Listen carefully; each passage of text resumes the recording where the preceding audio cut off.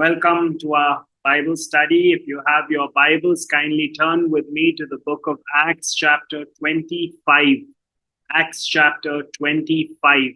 Now, just to ensure that we're all singing the same song and that we're all singing in tune, we're all on the same page, I'll do a quick recap and catch us up to speed.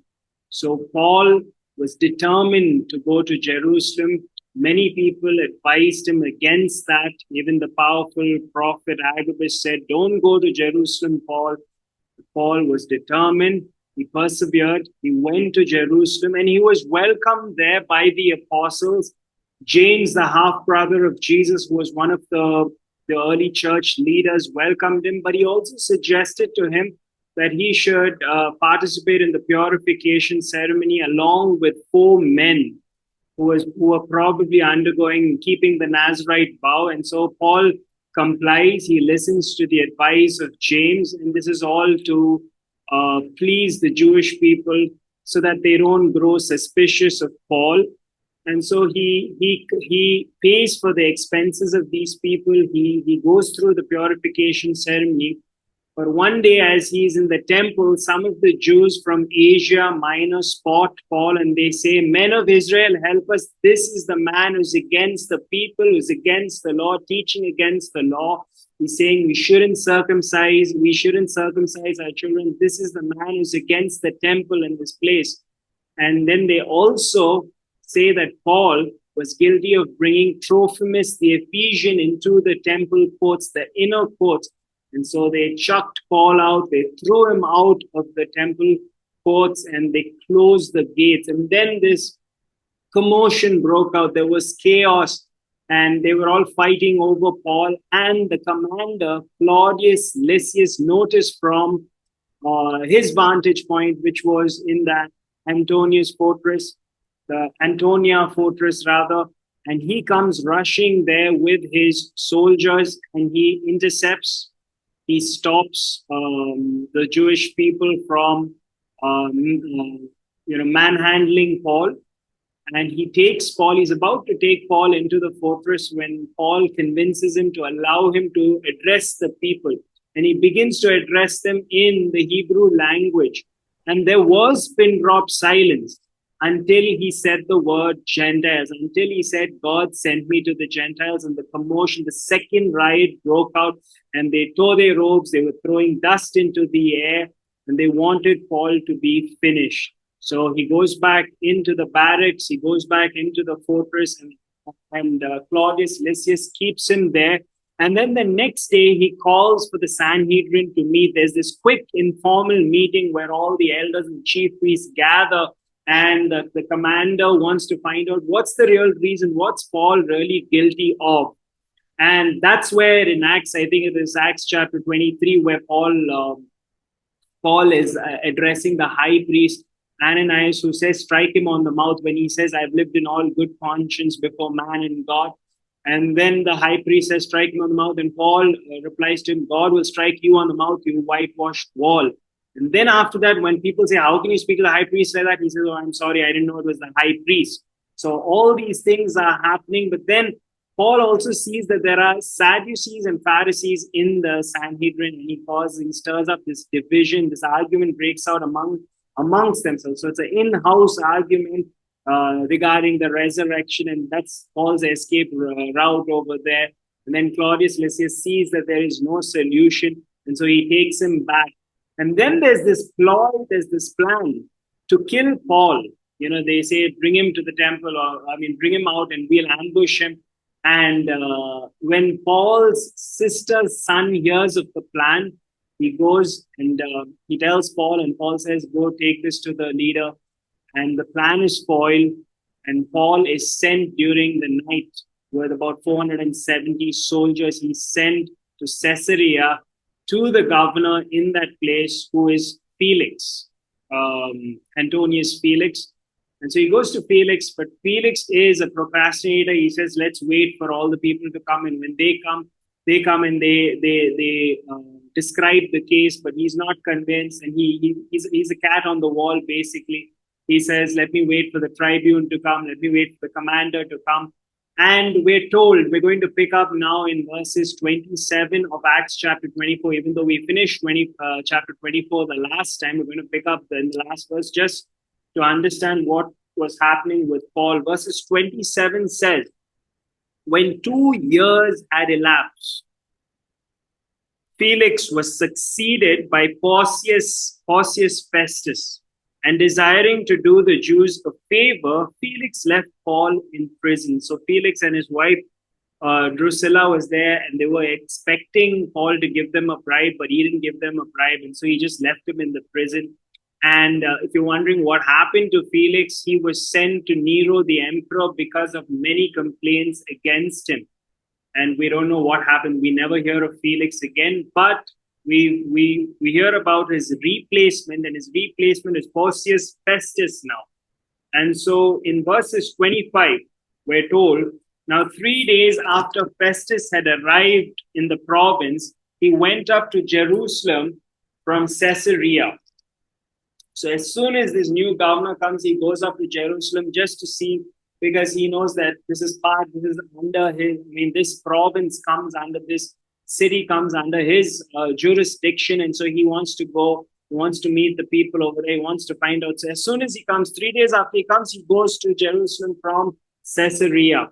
Now, I was just thinking about Paul, 2 years had elapsed. I don't know, maybe you sometimes think about the dreams or the ambitions that you had when, say, you were in the 5th or 6th grade. That was a very common question when I was in the 5th or 6th grade during that time. During my younger days, during my school days, many people, like when guests would come home, a question that they would often ask children is, what do you want to be when you grow up? These days, I don't hear that question that much. And maybe people don't even want to ask the youngsters, because generally now youngsters are a little bit more indecisive and they take some more time. Millennials, Gen Z, they're trying to figure things out. But back then, it was definitely a popular question where you're always asked, what do you want to become when you grow up? I remember when I came from Chennai, when I was 7 years old, I came to Bangalore and I joined Clarence High School. So I started from 3rd standard in Clarence High School, and part of the admission process was meeting the principal briefly. So the principal asked me, what do you want to become when you grow up? And I thought of the most ambitious thing that I could say in my 7-year-old mind, which was at that time, I wanted to become an astronaut, because I thought that astronauts would go really far and they traveled really far. And I thought that was the most ambitious, adventurous thing that a person could do. So I said, I want to become an astronaut. And he was pretty impressed by my answer. I don't know how many children said that to him. And of course, I was admitted into Clarence High School. But today, many years later, I'm nothing close to an astronaut. Very different calling, doing something totally, totally different. And I wonder how many of you can say the same about your life? Maybe when you were in the 3rd standard, 5th standard, 8th standard, you had a dream and ambition. I want to become this. I want to become lawyer, doctor, this, that. But then God had a different plan over your life, and He's led you somewhere else, and He's placed a different calling, and He's using you in a different capacity. And think about Paul now. Think about Paul, how he must have sat at the feet of Gamaliel and said, I'm going to become one of the most well-known, reputed, famous rabbis in Jerusalem. And he was an expert in the law. And anybody who saw him would have definitely thought that this guy has great potential. The only complaint that his mentor Gamaliel had against him, as I mentioned before, is that I'm not able to provide enough books for Paul to read. He's always asking me for more and more, which obviously points to the fact that he's a voracious reader. He's an avid reader, and he read and he devoured any book that he got his hands on. And so Paul probably had all these sort of plans, but here he is going through all these trials. 2 years have elapsed, and he's just waiting there, because of Felix, who has just been procrastinating. But now comes this new guy. New guy comes along called Festus, Porcius Festus. He immediately goes to Jerusalem. And over there, verses 2, I'm reading now, and the chief priests and the principal men of the Jews laid out their case against Paul, and they urged him, asking as a favor against Paul that he summon him to Jerusalem, because they were planning an ambush to kill him on the way. We're just thinking about how the hatred that these people had against Paul. I mean, 2 years had elapsed.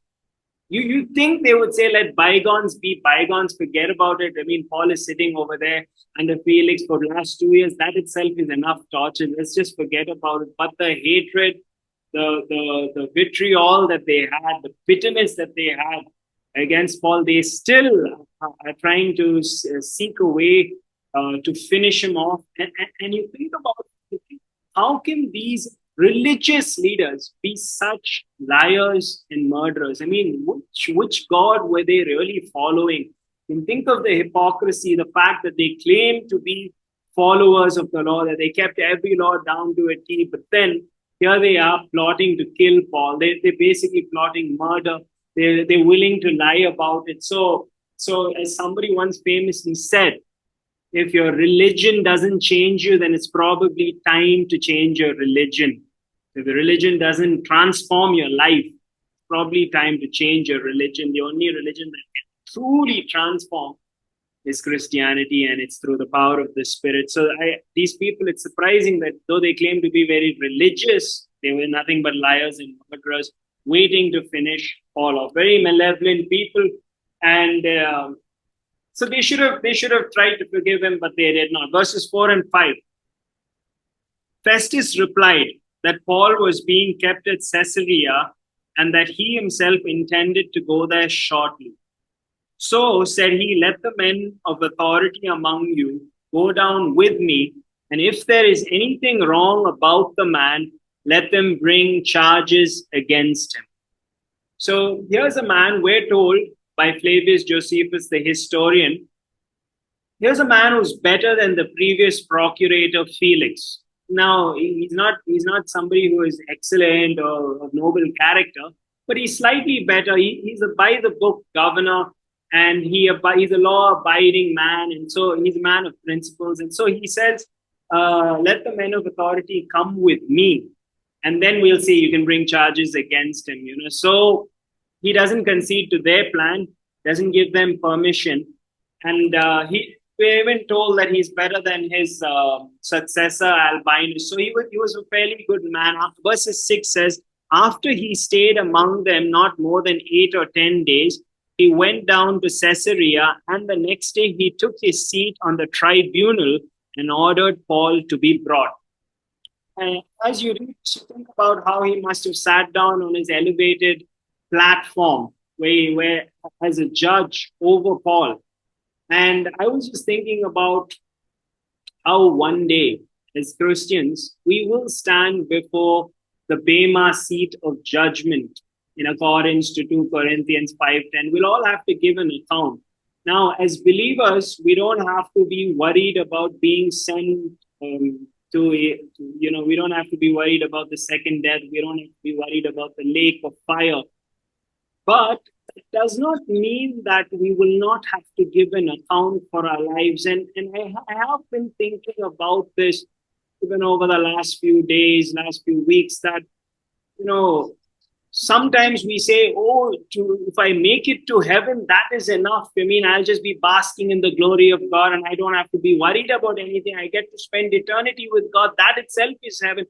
And I'm sure, I'm positive there's some truth to that sentiment where you say, if I make it into heaven, just like how we say, like passing mark is 40, I just scrape through the skin of my teeth and I make it, and that itself is enough because I spend eternity with God. But the Bible is very clear about rewards. In Matthew 5:11, Jesus says, those of you who are insulted for my sake, those of you don't worry about it because great is your reward. If he says great is your reward, then the reward must be great for those who, endure a lot for the sake of the kingdom and for the sake of their master Jesus. Or Paul himself said in 1 Corinthians 3:15, I think it is, when he was talking about building on the foundation, and he said some build with gold, some build with hay, wood, and all that, but everything is going to be tested by fire. And the works that survive, the works that are tested and pass the quality test will be rewarded. So people will be rewarded. I was just thinking, So, I mean, people who say all that, like, if I make it to heaven, that's enough and all that.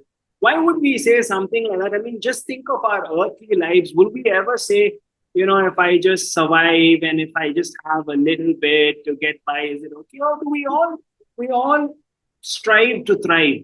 Just to a pithy way of saying, we all want to thrive in our lives. We want the best. We want to live a good quality life. We want to be known as a good person, a person of integrity. We're not going to say, I'll just get by this life.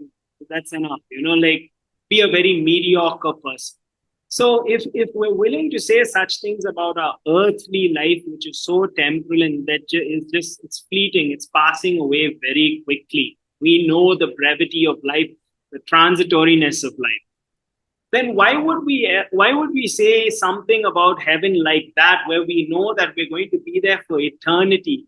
Why wouldn't we? I mean, I feel, and I'm sure that all of you concur, that it's a great incentive to get a lot of rewards. Of course, there are verses like we lay down our crowns, or the elders lay down their crowns, and what are our crowns, what are rewards? But our rewards, I believe, in heaven will be a great reminder of what God means to each one of us. And every time you think of those rewards, it reminds you of everything that you did for Jesus on the earth. You don't want to just do bare minimum and just make it into heaven, because I'm sure that we will really appreciate the rewards, because that's what the Bible points to. I think the rewards will really be something to really treasure and cherish, and we'll really appreciate it. In one sense, yeah, you make it to heaven. That's heaven. You made it for all eternity to be. But I'm sure the rewards will matter. So that's what I was thinking about as I read this little verse about the judgment seat. We're all going to stand before the judgment seat of Christ, and He knows everything that we do, even over here. So it matters. It matters. I mean, we can go and put on a show or put on a facade for people on the outside. I believe it was Abraham Lincoln who said, you can fool some of the people all the time. You can fool all the people some of the time, but you can't fool all the people all the time. It's a nice way of saying it. But even if you can fool all the people all the time and get them to think that you're a very great person, very noble person, God sees everything, and we will have to give an account for every careless word that is spoken, every thought that we had. He is watching, and we have to, even as believers, give account for it. Yes, we just saw last week, there is no condemnation for those who are in Christ Jesus, but rewards will matter. Okay, enough of covering on this point. We will go on to verses 7, verses 7 on. When he had arrived, the Jews who had come down from Jerusalem stood around him, bringing many and serious charges against him that they could not prove. Paul argued in his defense, neither against the law of the Jews, nor against the temple, nor against Caesar have I committed any offense. So basically, he was saying they brought many charges. Basically, he was saying none of these charges are true. None of these charges can be substantiated. Recently, in the family group, I saw a clip of this little child who went up to the terrace or something, and then said, and when the parents came home, they were searching for her, and then she was finally found on the terrace. So they were all frantic, they were panicking, they were searching. She was eventually found on the terrace. They were wondering what happened, and then she said, a delivery driver came over, and when I opened the door, he forcibly took me up to the terrace, and I bit his hand. When I bit his hand, he panicked and he ran away. And so everybody was enraged. The whole building was enraged. And they said, round up all the delivery boys in the locality, in the vicinity. And then they asked this little girl to identify one of the delivery boy who did this to her. And she pointed out to one guy. And then they all started beating him. He was nicely thrashed. And then somebody had the bright idea to go check the CCTV cameras after everything happened. And they realized there was no delivery guy. The child went up, 8-year-old child went up on her own to play in the terrace and played there, and got scared when the parents said, where are you? And the guy who was talking about it was saying, see, children today have to be so scared to even go out to play and all that. And yes, point taken. But I was thinking about the poor delivery guy who was beaten. There was nobody even check the facts to see if this is really the guy. It would have been more helpful for him if they checked the cameras before they started beating him up. Point in all this is that Paul, during his time, there was no CCTV cameras in the temple to prove his innocence, whether he really brought Trophimus, were these charges really true? And you can imagine his frustration during that time sitting here. I mean, I'm just trying to get us into his shoes, put us in his shoes, put us in his place, and just to experience some of the emotions that he must have been going through. Yes, he had a vision from the Lord about 1.5 chapters earlier, but you can imagine the time that it had elapsed, just 2 years of frustration. Yes, he had been on the road for 10 years, 3 missionary journeys. If you count the kilometers that he had covered as the crow flies, it was about 20,000 kilometers. Back in the day, that's a lot of road to cover. A lot of places he covered during those 3 missionary journeys. And so maybe for some time it was a welcome break as he sat waiting trial. But now 2 years had elapsed, he was frustrated. And he was saying, no, I'm innocent of all these charges. You can't prove any of these charges, which is what he's saying here in verses 8 and 9. But Festus, verses 9, but Festus, wishing to do the Jews a favor, said to Paul, so if the previous guy, Felix, was a procrastinator, then somebody said, this guy was a placater. So he was a people pleaser. He didn't want to cause any problems. And so he said, do you wish to go up to Jerusalem and there be tried on these charges before me?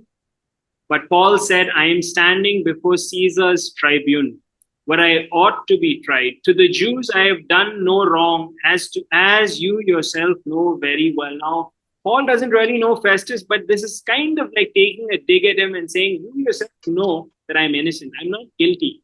None of these charges can stand. They hold no weight. And so he says, if then I am a wrongdoer and have committed anything for which I deserve to die, I do not seek to escape death. Interesting point, because some people say that when you look at the Bible, there's no warrant, I can use that word, for capital punishment or for the death penalty. But over here, Paul himself says if he was against it and if he thought it should be repealed or something like that, then you'd hear it in his speeches or in his thought. But he said, if I deserve to die, I'm ready to die. But if there's nothing to their charges against me, no one can give me up. And then he says, I appeal to Caesar. So here, Paul did say that he was prepared to die. He knew that there was a lot of tribulation and pain and chains and all that awaiting him, because everybody prophesied over him, and he knew through the Holy Spirit had revealed to him that there is going to be a lot of pain, a lot of trauma. And when he went to Jerusalem and after that, everything that he's experienced in Caesarea. However, Paul was not suicidal at the same time. He was prepared to die, but he was not just waiting to, he wasn't going to, make sure that his death comes or make sure. So he basically, in this, what we find out about Paul is that he doesn't trust the Jewish people and their circus of a trial. He's not going to go to Jerusalem and sit under them, because he's already got a very good idea of what they're up to and all those plans they had to finish him off. And so he says, no, I am standing before Caesar's tribunal. So he says, I appeal to Caesar, which is basically ad Caesarium provocatio in Latin, which means I appeal to Caesar. A very famous statement that Paul made, and that's many of your Bibles probably has the subtitle, Paul appeals to Caesar. So he appeals to Caesar, which was his right as a Roman citizen. He pulls out this card. Now, who was it? It was Nero at that time. And this, if there was a wicked, amongst all these wicked men that we have seen, he was one of the most wicked men. I know I've been saying that a lot. This man was wicked, Festus was wicked, but Nero is really a crazy man. He's the one who burned many Christians at the stake and used them as human torches to light up his gardens. He's the one who burned Rome down and then blamed the Christians. So he was a crazy man. So many people think, was this a good idea on Paul's part? Was he functioning in the flesh and all that when he says, I appeal to Caesar, just because he had the right and privilege to do so? I think not, because in the previous chapter, Jesus already said, you've testified of me here in Jerusalem, you're going to testify of me in Rome. And so often, God works with our cooperation. And Paul over here, he sees his opportunity. Maybe he finally figured it out. This is how I'm going to eventually get to Rome. He always desired to go to Rome. This is how I'm going to get to Rome. The Roman government itself is going to pay for my ticket. I don't have to book my own ticket on a ship. They're going to pay for my voyage over there. And that's how he says, I appeal to Caesar. He makes his way to Rome eventually. But in the meantime, some days had passed, verses 13. Some days had passed. Agrippa the king and Bernice arrived at Caesarea and greeted Festus. Which Agrippa is this? This is Agrippa the second, or Agrippa II. So comes after Agrippa 1, who is his father. And his father is the one who died in Acts chapter 12 when he went and when he gave his speech, he came out in his royal robes, he gives his speech, and the people started shouting, the voice of a God and not a man, because he was filled with pride and he didn't give the glory and credit to God. An angel struck him down immediately and he was eaten by worms. That's a terrible way to die. But that was God's judgment on him. That is Herod Agrippa I.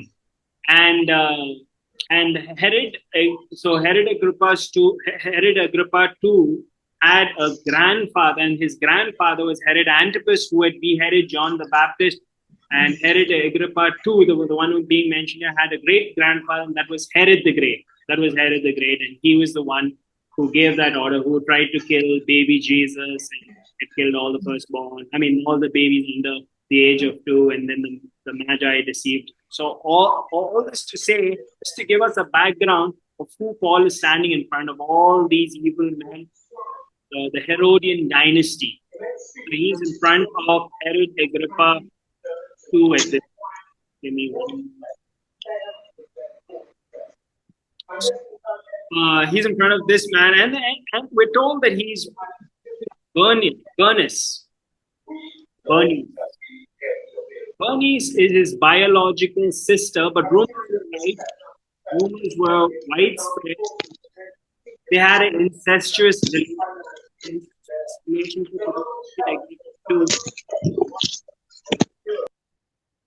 and his sister, his biological sister, full biological sister, not even his half sister. And this was after she I think lost her first husband. She just moves in with her brother. And wherever you see Herod Agrippa II mentioned, he's always mentioned with Bernice. And so that's a little bit about Bernice, that she's also the daughter of Herod Agrippa I. And as they stayed there many days, Festus laid Paul's case before the king, saying, there is a man left prisoner by Felix, and when I was at Jerusalem, the chief priests and the elders of the Jews laid out their case against him, asking for a sentence of condemnation against him. I answered them that it is not the custom of the Romans to give up anyone before the accused met the accusers face to face and had the opportunity to make his defense concerning the charge laid against them. I remember mentioning this a little bit earlier, that Paul also knew this Roman law, and he actually brought this up a couple of chapters ago, where he said the original accusers, the Jews from Asia Minor, had to be there. That was part of Roman law. Otherwise, they would be found, they would be searched for and they would be tried.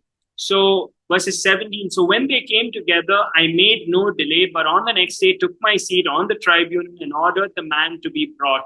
When the accusers stood up, they brought no charge in his case of such evils as I suppose. So over here you have Festus saying, I thought they'll bring some big charges, but they never had anything substantial.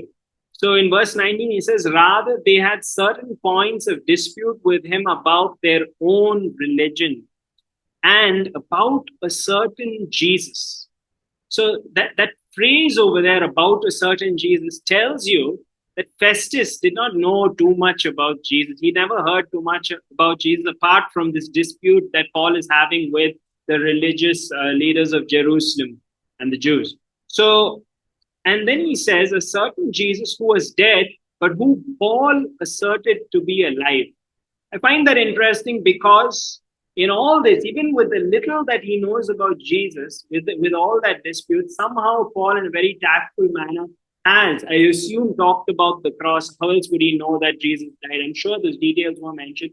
And so, in a sense, he gets to hear the gospel as well. And Paul has been very deliberate wherever he goes, wherever Paul goes, he is sharing about Jesus, and he's emphasizing on the resurrection. And that's something that we all as Christians, if there's one topic in terms of being well versed in all apologetics and all that, that Christians should have a good grip on, it is the resurrection of Jesus. We should be able to explain why we believe that Jesus was raised from the dead. Yes, Jesus was God, and so he said, I lay down my life on my own accord, and God the Father raised him. The Holy Spirit was involved in the resurrection. But also some other reasons, the historical facts, if we read up, then we will be able to explain to our non-Christian friends, because Christianity is a religion that is centered around the resurrection of Jesus. Paul said, if Jesus did not rise from the dead, then our faith is in vain and our preaching is in vain in 1 Corinthians 15. So if Jesus did not rise from the dead, then we're all wasting our time, is basically what Paul is saying. It's just a paraphrase. But so that's why I'm saying that Paul emphasized the resurrection, and we should also be well versed in when it comes to the resurrection of Jesus. And then he says in verse 20, being at a loss how to investigate these questions, I asked whether he wanted to go to Jerusalem and be tried there regarding them. But when Paul had appealed to be kept in custody for the decision of the emperor, I ordered him to be held until I could send him to Caesar. Then Agrippa said to Festus, I would like to hear the man myself tomorrow, said he. You will hear.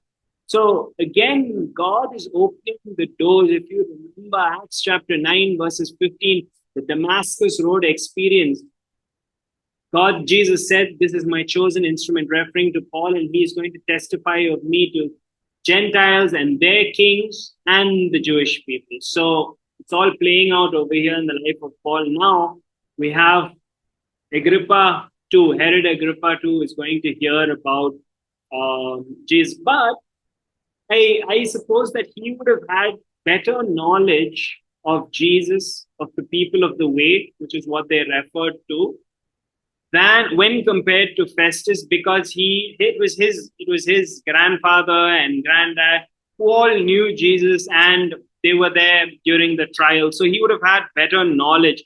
And the thing is that Herod Agrippa, just to give you a little bit background, Herod Agrippa II, that is, he was the king of a small northern portion of the kingdom, which is modern day Lebanon, because when his father died, he was only 17 years old. And so the people said he's too young to rule. And so they divided the land amongst many procurators. And we're told only of 3 procurators in the New Testament, that is Pontius Pilate, who presided over the trial of Jesus, then Antonius Felix, who we just met earlier in the previous chapter, and then Porcius Festus. We're only told of 3, but there were 14 procurators, 14 governors that looked after the land. So this Herod Agrippa II was sent to a small portion. When he was given another portion in Galilee. But now he comes because he's trying to, networking basically, and ensuring that the relationships are good and everything is amicable. And that's why he comes. It's a courtesy visit. That's why he comes here to meet Festus. And Festus, knowing that in reality, Paul is innocent, is trying to get his advice. It's trying to get some information from him. And he says, he explains everything to him, and he says, I would like you to hear the man myself. And so Agrippa II says, okay, I'll hear him.